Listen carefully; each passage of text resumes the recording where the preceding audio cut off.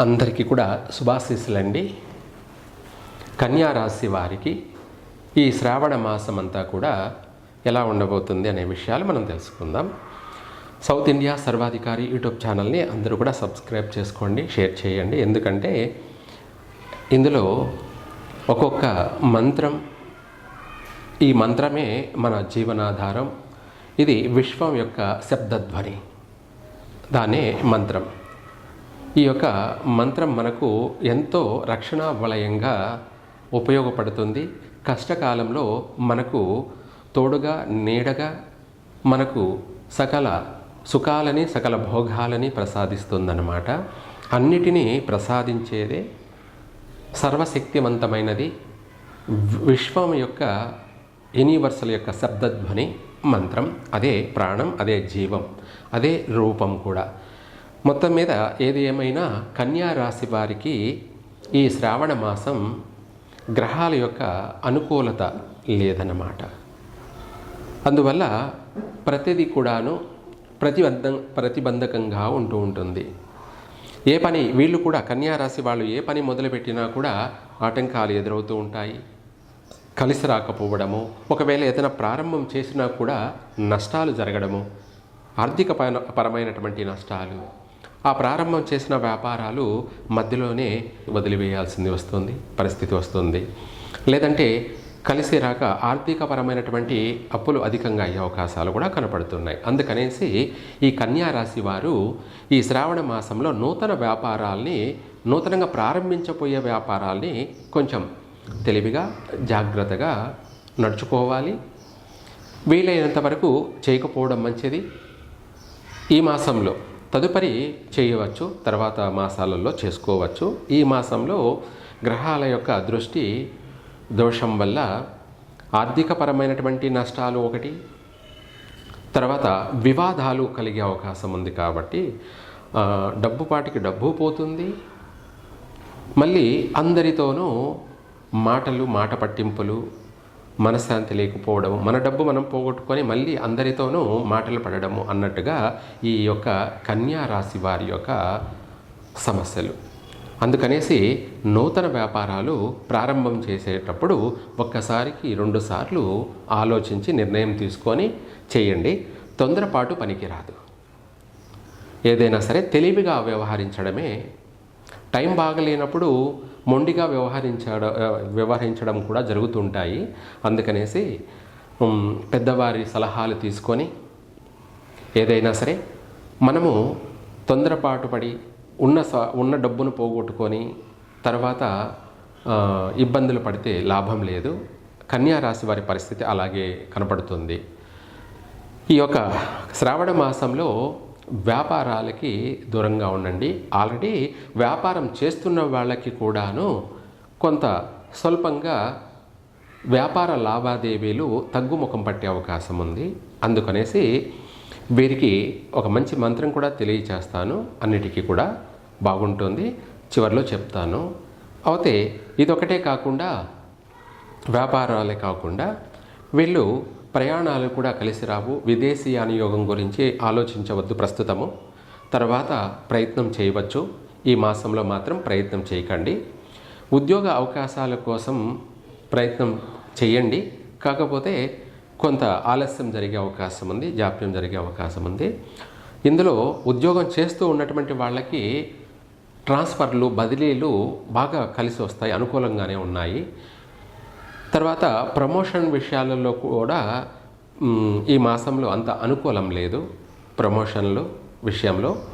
తదుపరి నూతన ఉద్యోగాల కోసం ప్రయత్నం చేసేవాళ్ళు కూడా వీళ్ళకి నేను మంత్రమే చెప్తాను. ఆ మంత్రాన్ని పఠించడం వల్ల, ఉద్యోగ ప్రయత్నాలు చేసుకోవడం వల్ల కొందరికి అయితే తొందరగా వస్తాయి, కొందరికి కొంచెం ఆలస్యమైన మంచి ఉద్యోగం అయితే వస్తుంది. వివాహ ప్రయత్నాలు కూడా కలిసి రావు. ఈ మాసంలో కొత్తగా ప్రయత్నాలు చేసేవాళ్ళు మంచి మాసమే కదా శ్రావణ మాసం అని అనుకుంటారు. మంచిదే శ్రావణ మాసము. కానీ వీరికి కొంచెం కన్యా రాశి వారికి అనుకూలంగా లేనందువలన నూతనంగా ప్రారంభం చేయాలనుకున్న వాళ్ళు ఈ మాసంలో ప్రారంభం చేయొద్దు. ఆల్రెడీ ప్రారంభం చేసిన వాళ్ళు అయితే చేసుకోవచ్చు. అంత అనుకూలం లేదన్నమాట. వివాహ ప్రయత్నాలు కలిసి రావు. అలాగే ఇంకా కూడా ఏదైనా నిశ్చయితాంబూలాలు పెట్టుకున్న వాళ్ళు, ఇటువంటి వాళ్ళకు కూడా ఏదైనా విభేదాలు కూడా కలిగే అవకాశాలు ఉన్నాయి.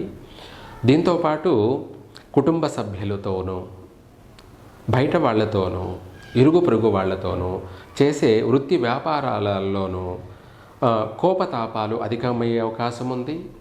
మాట పట్టింపులు అధికమయ్యే అవకాశం ఉంది. తొందరపాట్లు పనికిరావు. కుటుంబ సభ్యులతో విభేదాలు తీవ్ర తారాస్థాయికి కూడా చేరుకునే అవకాశం ఉంది.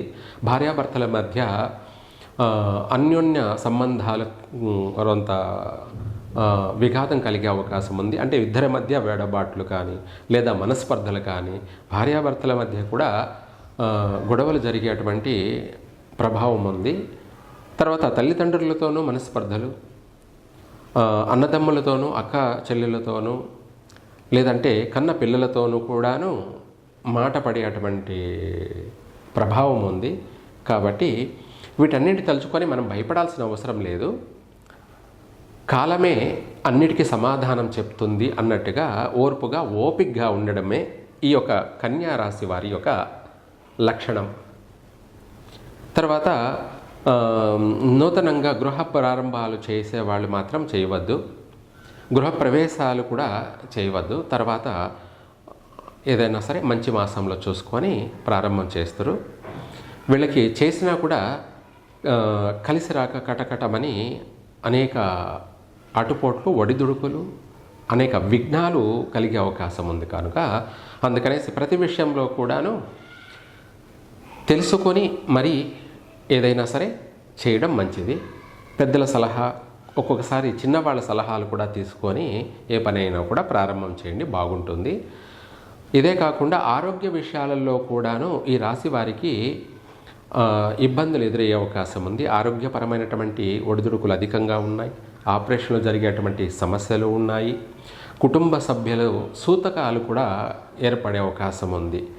కుటుంబ సభ్యులను కోల్పోయే అవకాశాలు కూడా కనపడుతున్నాయి. కాబట్టి అవన్నీ జరగకూడదనేసి మనము ఈ మంత్రాన్ని పఠించండి. అన్నీ కూడా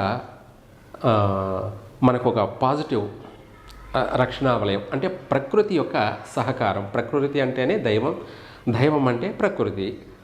ప్రకృతి యొక్క సహకారం కోసం మనకు ఇంటికి ప్రహరీ ఎలా రక్షణ, మన శరీరానికి వస్త్రం మనకు ఎలా రక్షణ, అలంకరణ ఎలాగుంటుందో అదేవిధంగా ఈ యొక్క మంత్రం కూడా మీకు కష్టకాలంలో రక్షణగా నిలబడుతుంది. ఆ మంత్రం మనకు రక్షణగా నిలబడి మనకు మంచి పని చేస్తున్నామనేం చెప్పదు. మనం చేసేది మనం చేస్తే ప్రతిదీ కూడా ఫలితం అనేది ఉంటుంది. అదే మనం ఏది చేస్తే అదే మనకు తిరిగి వస్తుంది. మంచి చేస్తే మంచే తిరిగి వస్తుంది, చెడు చేస్తే చెడే తిరిగి వస్తుంది. ప్రస్తుతం కన్యా రాశి వారి జాతక రీత్యా బాగలేదు కాబట్టి ఈ యొక్క మంత్రాన్ని పఠించండి, అన్ని విధాలా కలిసి వస్తుంది. ఓం క్షిప ఓం స్వాహ తారక్షాత్మ శత్రురోగ విషాదిమత్ స్వాహ, శత్రురోగ విషాదిమత్ స్వాహ. ఈ మంత్రాన్ని పఠించడం వల్ల రోగ వినాశనం జరుగుతుంది. అంటే మనకు పట్టి పీడిస్తున్నటువంటి ఆరోగ్య సమస్యలన్నీ కూడా పోతాయి, వైదొలిగిపోతాయి. శత్రు బాధలన్నీ కూడాను వైదొలిగిపోతాయి. ముఖ్యంగా చెప్పాలంటే ఈ రెండు సమస్యలు లేకుండా ఉంటే వాళ్ళు సంపన్నులు అని అర్థం. అటు ఆరోగ్యము, శత్రువులు అనేవాళ్ళు లేకుండా ఉంటే అందరూ మిత్రులే. కాబట్టి మనకు ప్రతి ఒక్కరు సహకరిస్తారు. సమయానుకూలంగా మనకు అందరూ కూడా కలిసి వస్తారు, మంచి సహాయ సహకారాలు అందిస్తారు. మనం అనుకున్న పనిని సంతోషంగా చేయగలుగుతాము.